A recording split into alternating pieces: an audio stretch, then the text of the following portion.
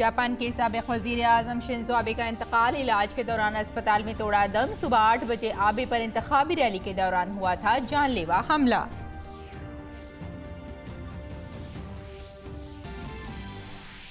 वज़ीर आज़म नरेंद्र मोदी का जापान के साबिक वज़ीर आज़म शिंजो आबे के इंतकाल पर इज़हार ताज़ियत। वज़ीर आज़म ने आबे को एक अजीम आलमी कायद और काबिल बसीरत रहनुमा और गैर मामूली मुंतज़िम दिया करार। वज़ीर आज़म ने कहा उन्होंने जापान और दुनिया को एक बेहतर मर्तबा दिलाने के तई अपनी ज़िंदगी की थी वक्फ। शिंजो आबे की याद में 9 जुलाई को भारत में एक दिन के कौमी शोक का ऐलान। उत्तराखंड के रामनगर में एक बड़ा हादसा। रामनगर के ढीला नदी में कार गरकाब। कार में सवार 10 लोगों में से 9 की मौत। वज़ीर आज़म नरेंद्र मोदी ने किया इज़हार अफसोस। स्पेनिश टेनिस खिलाड़ी राफेल नडाल ने पेट की चोट की वजह से सेमीफाइनल मुकाबले से पहले विंबलडन से नाम लिया वापस। सेमीफाइनल में उनके हरीफ निक क्रिगियोस ने बनाई जगह।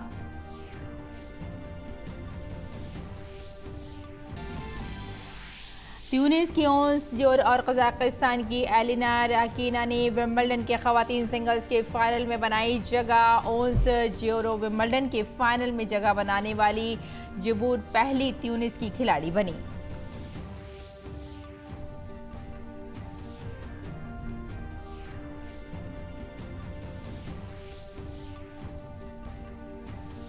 आदाब नाज़रीन, खबरनामे में आपका इस्तकबाल है। मैं हूं आपके साथ रेशमा फारूकी।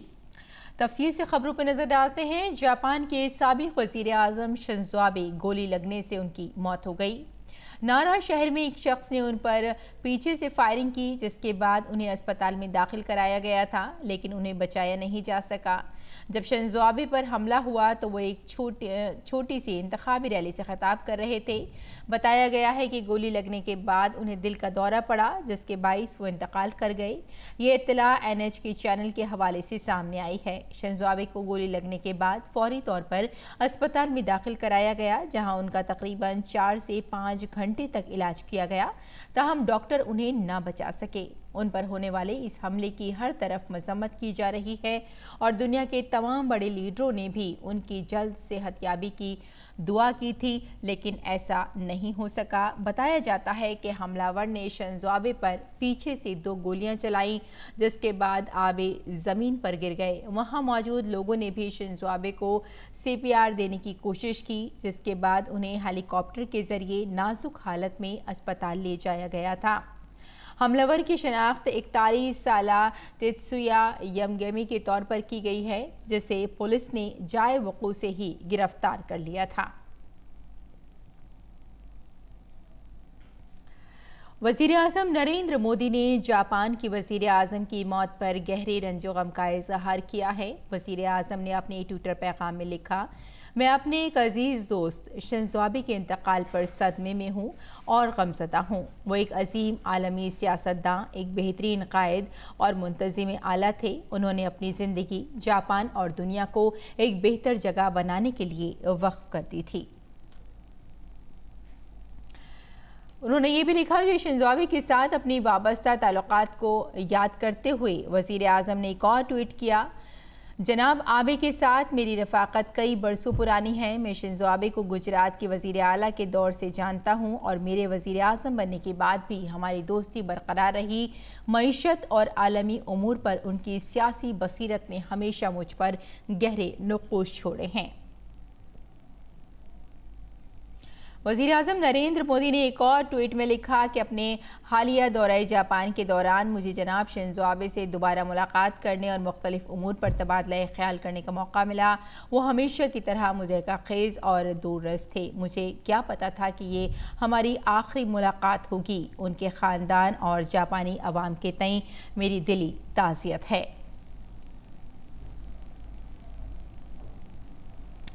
शिंजो आबे के भारत के साथ ताल्लुकात को याद करते हुए वज़ीर आज़म ने लिखा, जनाब आबे ने भारत जापान ताल्लुकात को एक खुसूसी स्ट्रेटेजिक और आलमी शराकतदारी की सतह तक बुलंद करने में कलीदी किरदार अदा किया। आज पूरा भारत जापान के साथ सोगवार है और हम इस मुश्किल वक्त में अपने जापानी भाइयों और बहनों के साथ शाना बाशाना खड़े हैं। वज़ीर आज़म नरेंद्र मोदी ने अपने ट्वीट पैगाम में जनाब शिंज़ो आबे के इंतकाल पर भारत में एक दिन के कौमी शोक का भी ऐलान किया है। उन्होंने अपने ट्वीट पैगाम में ये भी लिखा कि साबिक़ वज़ीर आज़म शिंज़ो आबे के लिए हमारे एहतराम और अलामत के तौर पर 9 जुलाई 2022 को कौमी शोक का दिन मनाया जाएगा। इजराइल के सदर आइज़ैक हर्ज़ोग ने अपने ट्वीट पैगाम में कहा कि जापान के अहम तरीन रहनुमाओं में से एक शिंज़ो आबे के वहशियाना कत्ल से सदमे में हूँ। जब मैं उनसे इसराइल के अपोजिशन लीडर के तौर पर मिला तो उनकी क़यादत इसराइल के लिए विजन और एहतराम से बहुत मुतासिर हुआ। आज मैं अपने पूरे ख़ानदान और जापानी अवाम के साथ इस रंजो गम में शरीक हूँ। वज़ीर दिफ़ा राजनाथ सिंह ने अपने ट्विटर पैगाम में कहा कि जापान के साबिक़ वज़ीर आज़म जनाब शिंज़ो आबे के कत्ल के वाक़े पर गहरा दुख हुआ है। भारत ने आज अपने करीबी दोस्त को खो दिया है जिसने वज़ीर आज़म के तौर पर अपने दौर में भारत और जापान के माबैन दो तरफ़ा ताल्लुक़ात को मुस्तहकम करने की सिमत में काम किया।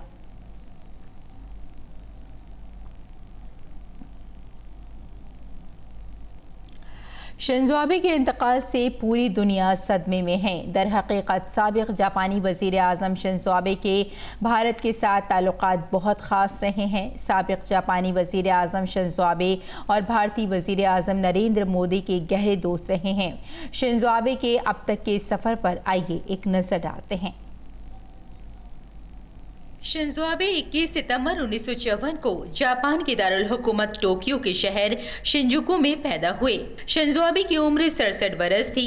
जापान को भारत का काबिल एतमाद दोस्त और इक़्तिसादी इत्तेहादी बनाने वाले शिंज़ो आबे को 2803 दिनों के साथ सबसे तवील अरसे तक अपने मुल्क के वज़ीर आज़म रहने का एजाज़ हासिल है। वो पहली बार 2006 में 52 साल की उम्र में वज़ीर आज़म बने थे। वो दूसरी जंग अजीम के बाद पैदा होने वाले पहले और सबसे कम उम्र जापानी वज़ीर आज़म भी थे। आबे सबसे ज़्यादा भारत आने वाले जापानी वज़ीर आज़म थे। वो पहले जापानी वज़ीर आज़म थे जिन्होंने भारत के यौम जमहूरिया की तकरीब में बतौर मेहमान खुसूसी शिरकत की। दोनों ममालिक के दरमियान आलमी शराकत दारी का बाकायदा आगाज़ 2001 में हुआ और 2005 में सालाना दो तरफा मीटिंग मुनक्किद करने का फैसला किया गया। आबे की वजह से 2012 के बाद इस अमल में और तेजी देखी गई। आबे के दौर में भारत के साथ सबसे ज्यादा ज़ेर बहस मुआहदों में से एक है फ्री इंडो पैसिफिक। इसकी शुरुआत के लिए जब पहली बार आबे भारत आए थे तो उन्होंने दो समुद्रों के दरमियान संगम की बात कर भारत का दिल जीत लिया था। इसके बाद भारत में हुकूमत बदल गई, लेकिन दोनों मुल्कों के दरमियान दोस्ती की बुनियाद उसी पर कायम रही। इसके बाद दोनों मुल्कों के दरमियान civil nuclear energy, maritime security, bullet train, act east policy और इंडो पैसिफिक हिकमत अमली जैसे कई मामलात पर काम किए गए। जापान की सेल्फ डिफेंस फोर्स और भारत की मुसल्लह अफवाज के दरमियान सप्लाई और सर्विसेज के तबादले के मुआहदे पर भी दस्तखत किए गए। साबिक़ जापानी वज़ीर आज़म शिंज़ो आबे को अवामी खिदमत के मैदान में उनके शानदार काम के लिए भारत ने पद्म विभूषण से नवाजा। उनके दौरे हुकूमत में भारत और जापान के बाहमी ताल्लुकात में काफ़ी तरक्की हुई थी। वज़ीर आज़म नरेंद्र मोदी और आबे की दोस्ती बहुत मशहूर थी। ओहदे से इस्तीफा देने के बाद भी आबे ने न सिर्फ पीएम मोदी से मुलाकात को याद रखा, बल्कि आधे घंटे तक फ़ोन पर बात भी की। इस दौरान उन्होंने पीएम मोदी से दोस्ती और एतमाद के रिश्ते के लिए शुक्रिया अदा किया था।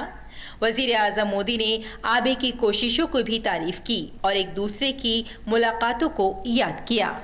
शिंज़ो आबे ने 28 अगस्त 2019 को जापान के वज़ीर आज़म के ओहदे से इस्तीफ़ा दे दिया था। उन्होंने खुद ही प्रेस कॉन्फ्रेंस करके इस्तीफ़ा देने का ऐलान किया था। Bureau report, DD news Urdu खबरें। बरतानिया के वज़ीर आज़म बोरिस जॉनसन ने ट्वीट पैगाम में कहा कि शिंज़ो आबे के बारे में मैं नाकाबिल यकीन अफसोसनाक खबर है। उनकी आलमी क़यादत को दुनिया के लोग हमेशा याद रखेंगे। उनके ख़ानदान, दोस्तों और जापानी अवाम के साथ मेरा इजहार ताज़ियत। बरतानिया इस तारीखी दौर और दुख की घड़ी में आपके साथ खड़ा है। और एनडीए की सदारती उम्मीदवार द्रौपदी मुर्मू का आज भुवनेश्वर में पुरतपाक इस्तकबाल किया गया। वज़ीर आला नवीन पटनायक ने ओडिशा असेंबली हॉल में हुक्मरान बीजू जनता दल के तमाम अरकान असेंबली और अरकान पार्लियामान के साथ उनकी हिमायत हासिल करने के लिए मीटिंग की। वज़ीर आला पटनायक ने रियासत के दीगर अरकान असेंबली और मुख्तलिफ पार्टियों के मेंबरान पार्लियामेंट से मुर्मू की हिमायत करने की अपील की। G20 वज़ीर ख़ारजा के इजलास में शिरकत के लिए इंडोनेशिया के बाली पहुंचे एस जयशंकर ने रूसी वज़ीर ख़ारजा सरगेई लारोव से मुलाकात की। दोनों रहनुमाओं के दरमियान बाहमी दिलचस्पी के दो तरफ़ा उमूर पर तबादला ख्याल किया गया। यूक्रेन तनाज़ा और अफ़गानिस्तान समेत मौजूदा हालात के तनाजुर में इलाक़ाई और बैनुल-अक़वामी उमूर पर भी तबादला ख्याल किया गया। वज़ीर ख़ारजा एस जयशंकर ने पहली बार फ्रांस के नए वज़ीर ख़ारजा से मुलाकात की। उन्होंने कहा कि दोनों रहनुमाओं के दरमियान मजबूत ताल्लुकात पर तबादला ख्याल किया गया और कहा कि इसके साथ ही तमाम सलाहियतों को बरूए कार लाते हुए मिलजुल कर काम करने पर जोर दिया गया। इस दौरान दुनिया को दरपेश चैलेंजेस पर भी तबादला ख्याल किया गया।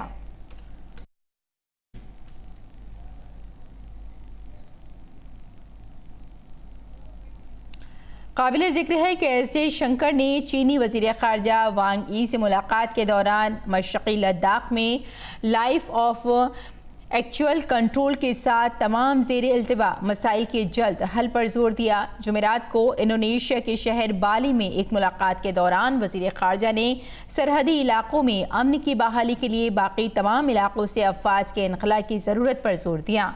दोनों वज़रा ने फ़ौजी और सिफारती हुक्काम के दरमियान बाकायदा राब्ते की ज़रूरत पर भी जोर दिया। काबिल ज़िक्र है कि इन दिनों G20 ममालिक के ग्रुप के वज़राए ख़ारजा मुलाकात के लिए बाली के 2 रोज़ा सरकारी दौरे पर हैं। G20 वज़राए ख़ारजा के इजलास में कसीरुल जहती तरक्की के इस्तेहकाम और खुराक और तवानाई की सलामती तहफ़्फ़ुज़ समेत आलमी चैलेंजेस जैसे असरी अहमियत से मुताल्लिक़ उमूर पर बातचीत का इम्कान है। वज़ारत ख़ारजा ने कहा कि इस मीटिंग में भारत की शिरकत से G20 ममालिक के साथ इसके ताल्लुकात मज़ीद मजबूत होंगे। और महाराष्ट्र में सियासी हलचल थमने का नाम नहीं ले रही है। महाराष्ट्र में इक़्तिदार से हाथ धोने वाली शिवसेना को यके बाद दीगरे कई झटके लग रहे हैं। नई मुंबई म्यूनिसिपल कॉरपोरेशन में शिवसेना के 32 कॉरपोरेटरों ने वज़ीर आला एकनाथ शिंदे की हिमायत की है। अब खबरें ये भी आ रही हैं कि शिवसेना के 55 कॉरपोरेटरों ने कल्याण डोमियोलियो म्यूनिसिपल कॉरपोरेशन में एकनाथ शिंदे के ग्रुप की हिमायत की है। काबिल ज़िक्र है कि कल्याण डोमियोलियो म्यूनिसिपल कॉरपोरेशन के सदर राजेश मोरे भी शिंदे के धड़े में शामिल हो गए हैं। इससे पहले थाने म्यूनिसिपल कॉरपोरेशन में शिवसेना के 67 कॉरपोरेटरों में से 66 एकनाथ शिंदे के धड़े में शामिल हो गए थे। अगली खबर की तरफ बढ़ते हैं। कश्मीर की बदलते हुए हालात पाकिस्तान को गवारा नहीं हैं। कश्मीर में दहशतगर्दाना हमलों को बढ़ाने के लिए दहशतगर्दों ने सरहद पर दरअंदाजी की कोशिशें बढ़ा दी हैं। इसी मंसूबे के तहत शुमाली कश्मीर के कुपवाड़ा ज़िले के तंगधार सेक्टर में दरअंदाजी की कोशिश करने वाले दहशतगर्दों को फौज ने आज पीछे हटा दिया। ताहम दोनों तरफ से फायरिंग में एक दहशतगर्द मारा गया जबकि एक फौजी जवान शहीद हो गया। आज हज का रुकन आज़म वक़ूफ़े अरफा अदा किया गया। मैदान अरफात में मस्जिद नमरा में मोहम्मद शेख बिन अब्दुल करीम ने खुतबा हज दिया। खुतबा हज के दौरान मोहम्मद शेख बिन अब्दुल करीम ने कहा कि अल्लाह ताला से डरने में ही कामयाबी है। जो चीज़ नफ़रत का बाइस बने उससे दूर हो जाएं। आपकी मुसीबत अल्लाह के सिवा और कोई दूर नहीं कर सकता। खुतबा हज के दौरान शेख मोहम्मद बिन अब्दुल करीम ने कहा कि अल्लाह ने फरमाया है कि मुत्तक़ी के लिए जन्नत की खुशखबरी है। इस्लामी अक़दार का तकाजा है कि जो चीज़ नफ़रत का बाइस बने उससे दूर हो जाएं। नेकी करने में हमेशा जल्दी करो। तक़वा इख्तियार करने वाला अल्लाह ताला का क़ुर्ब हासिल करता है। मस्जिद नमरा में खुतबा हज देते हुए शेख मोहम्मद बिन अब्दुल करीम ने मज़ीद कहा कि नबी करीम सल्लल्लाहु अलैहि वसल्लम ने फरमाया कि क़यामत के दिन मेरे साथ वो होगा जिसका अखलाक अच्छा है। सारे इंसान आदम अलैहिस्सलाम की औलाद हैं और आदम अलैहिस्सलाम मिट्टी से बने हैं। उनका कहना है कि आपकी मुसीबत अल्लाह के सिवा और कोई दूर नहीं कर सकता। अल्लाह ताला ने फरमाया है कि मुत्तकी के लिए जन्नत की खुशखबरी है। अगली खबर की तरफ बढ़ते हैं। सुप्रीम कोर्ट ने ऑल्ट न्यूज़ के शरीक बानी मोहम्मद ज़ुबैर की अबूरी ज़मानत मंजूर कर ली है। सुप्रीम कोर्ट ने ज़ुबैर को 5 रोज़ के लिए अबूरी ज़मानत दी है। सुप्रीम कोर्ट ने उत्तर प्रदेश में दर्ज FIR में मोहम्मद ज़ुबैर को मशरूत अबूरी ज़मानत दी। अदालत ने यूपी हुकूमत को नोटिस जारी किया है। अदालत ने ज़ुबैर को ट्वीट न करने को कहा। सुप्रीम कोर्ट ने वाज़ेह किया कि ज़मानत सिर्फ यूपी के मामले में दी जा रही है। मोहम्मद ज़ुबैर के खिलाफ दिल्ली में भी एक मुकदमा दर्ज है, जिसे मेन कोर्ट ने ज़ुबैर को अदालती हिरासत में भेज रखा था। फिलहाल वो पूछगछ के लिए यूपी पुलिस की हिरासत में है। माहौलियात, जंगलात और आबो हवा की तब्दीली की वजारत आज़ादी का अमृत महोत्सव के तहत आज नई दिल्ली के तालकटोरा स्टेडियम में हरियाली महोत्सव का एहतमाम कर रही है। हरियाली महोत्सव पेड़ उत्सव का एहतमाम न सिर्फ मौजूदा नस्ल को बनाए रखने के लिए बल्कि आने वाली नस्लों के मुस्तकबिल को महफूज करने में पेड़ों की अहमियत के बारे में बेदारी पैदा करने के लिए किया जा रहा है। पेड़ पौधे आबो हवा के मुज़िर असरात को कम करने में अहम रोल निभाते हैं। शजरकारी के इस महोत्सव को जंगलात के तहफ़्फ़ुज़ के तई अवाम में जोश पैदा करने के एक मौसर आली के तौर पर देखा जा रहा है। माहौलियाती तवाज़ुन बरकरार रखने के लिए और कुराए अर्ज़ को माहौलियाती निज़ाम से वाबस्ता मुख्तलिफ़ खदमात फराहम करने में जंगलात हरियाली के अहम रोल को उजागर करने के मकसद से मुल्क भर में हरियाली महोत्सव मनाया जाता है। माहौलियात, जंगलात और आबो हवा की तब्दीली की वजारत के ज़रिए हरियाली महोत्सव 2022 का इनेकाद के मौके पर शजरकारी मुहिम चलाने के लिए रियासती सरकारों, पुलिस इदारों और दिल्ली के स्कूलों के ताउन से किया जा रहा है। इस महोत्सव के हिस्से के तौर पर मुल्क भर के 75 शहर, जंगलों, दिल्ली NCR के 75 पुलिस स्टेशनों और 75 स्कूलों की शमूलियत के साथ मुख्तलिफ रियासतों के 75 शजरकारी मकामात पर पेड़ लगाने की मुहिम शुरू की जा रही है। इस मुहिम में माहौलियात के मरकज़ी वज़ीर भूपेंद्र यादव, शहरी रिहायशी उमूर के मरकज़ी वज़ीर हरदीप सिंह पुरी, मरकज़ी वज़ीर अश्वनी कुमार चौबे शामिल होंगे।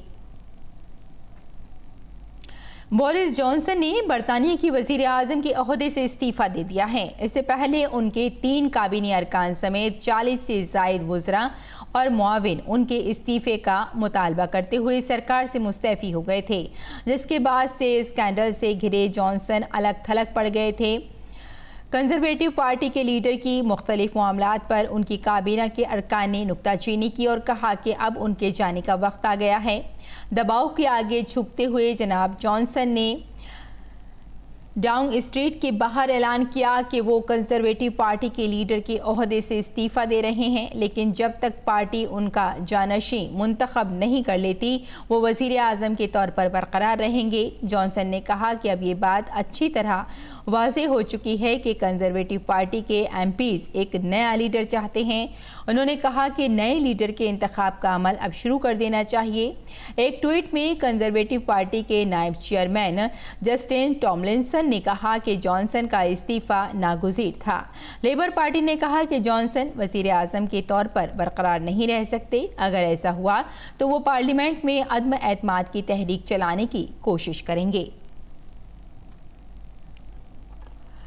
वज़ारत ख़ारजा के तर्जुमान अरिंदम बागची ने बरतानवी वज़ीर आज़म के ओहदे से बोरिस जॉनसन के इस्तीफ़े पर कहा कि ये बरतानिया का अंदरूनी मामला है, हम इस पर गहरी नज़र रखे हुए हैं। वज़ारत ख़ारजा के तर्जुमान अरिंदम बागची ने प्रेस कॉन्फ्रेंस के दौरान कहा कि PM मोदी और PM जॉनसन के दरमियान गहरी दोस्ती थी। हमारी बरतानिया के साथ कसीर जहती शराकत दारी है और हम इसे जारी रखने के ख्वाहां हैं।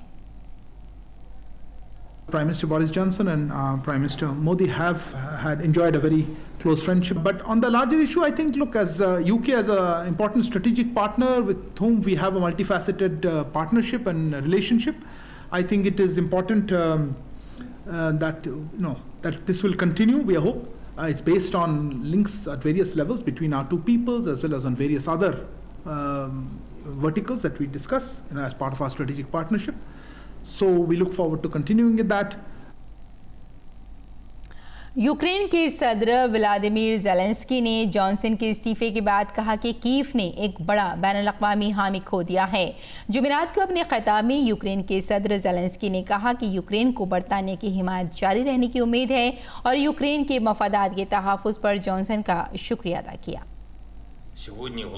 Britain's role in protecting freedom is truly global, and although it is a reflection of the position of British society, the leadership and charisma of the state's leaders are always of particular importance, especially during these times, the times of Russia's full-scale anti-European war, which launched its attack on Europe from our state. So it is not surprising that Ukrainians feel personal gratitude to Boris. Boris Johnson के इस्तीफे के ऐलान के बाद white house ने बरतानिया के साथ मजबूत इत्तेहाद के लिए वाशिंगटन के अज़्म का इयादा किया है। व्हाइट हाउस के प्रेस सेक्रेटरी जैन प्यारे ने कहा कि अमेरिका और बरतानिया पुतिन की जालिमाना जंग के खिलाफ यूक्रेन की हिमायत समेत मुतादिद मसाइल पर मिलकर काम करते रहेंगे। एक बयान में अमेरिकी सदर जो बाइडेन ने बोरिस जॉनसन का नाम लिए बगैर कहा कि वो बरतानवी हुकूमत के साथ करीबी ताउन की उम्मीद करते हैं।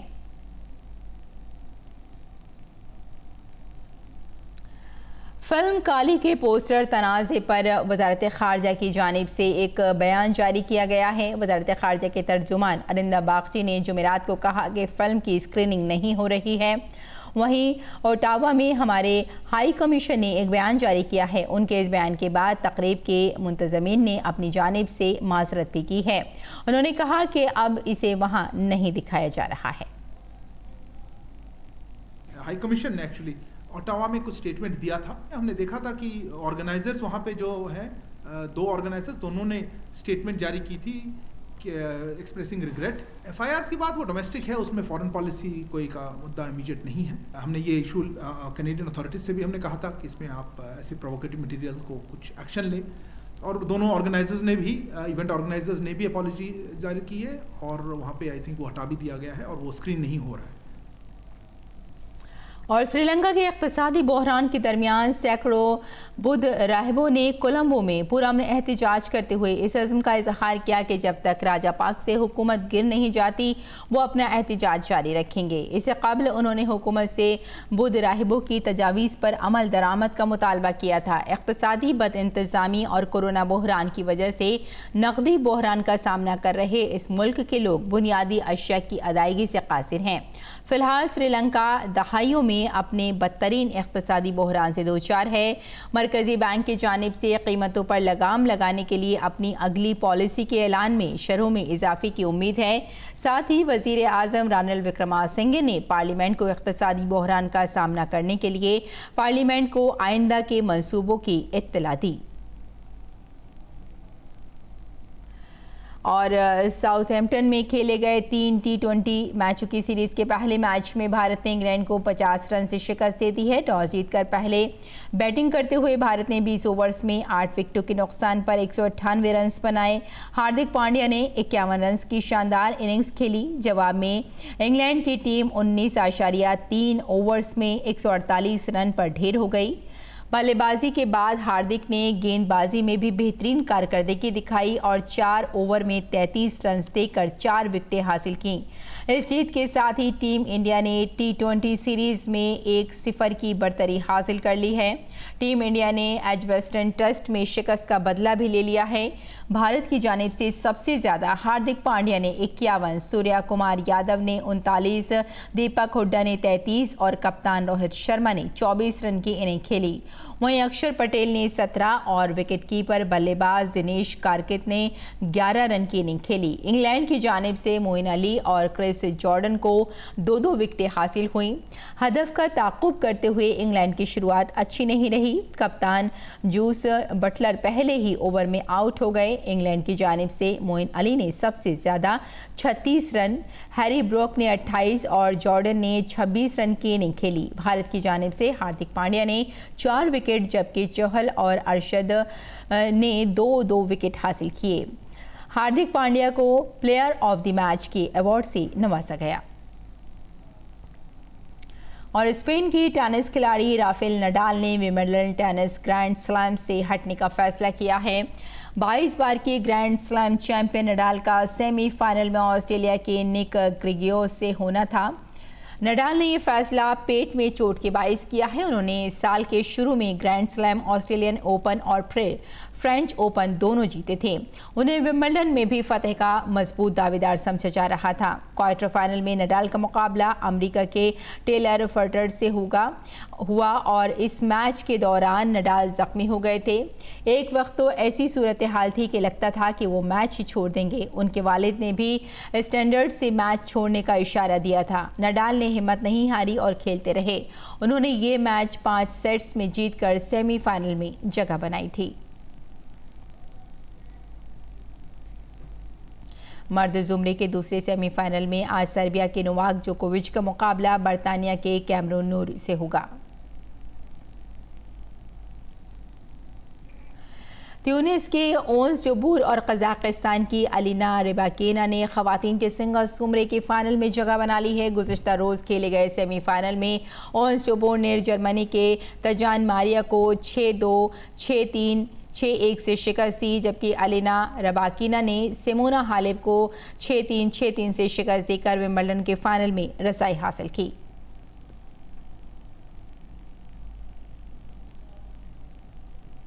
और बुलेटिन के आखिर में सुर्खियां एक बार फिर। जापान के साबिक वज़ीर आज़म शिंजो आबे का इंतकाल, इलाज के दौरान अस्पताल में तोड़ा दम। सुबह 8 बजे आबे पर इंतखाबी रैली के दौरान हुआ था जानलेवा हमला।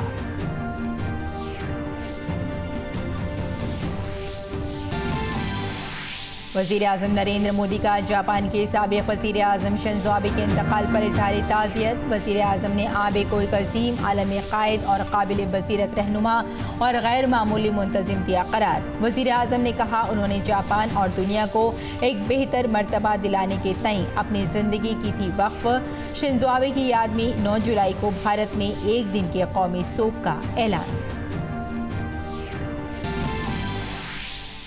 उत्तराखंड के रामनगर में एक बड़ा हादसा। रामनगर की ढीला नदी में कार गरकाब, कार में सवार 10 लोगों में से 9 की मौत। वज़ीर आज़म नरेंद्र मोदी ने किया इज़हार अफसोस।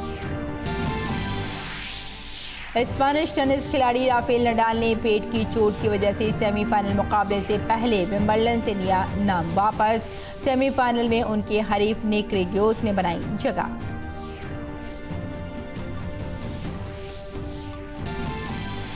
ट्यूनिस की ओंस जोबूर और कजाकिस्तान की अलीना रबाकीना ने विंबलडन के खवातीन सिंगल्स के फाइनल में बनाई जगह। ओंस विंबलडन के फाइनल में जगह बनाने वाली जोबूर पहली ट्यूनिस की खिलाड़ी बनी।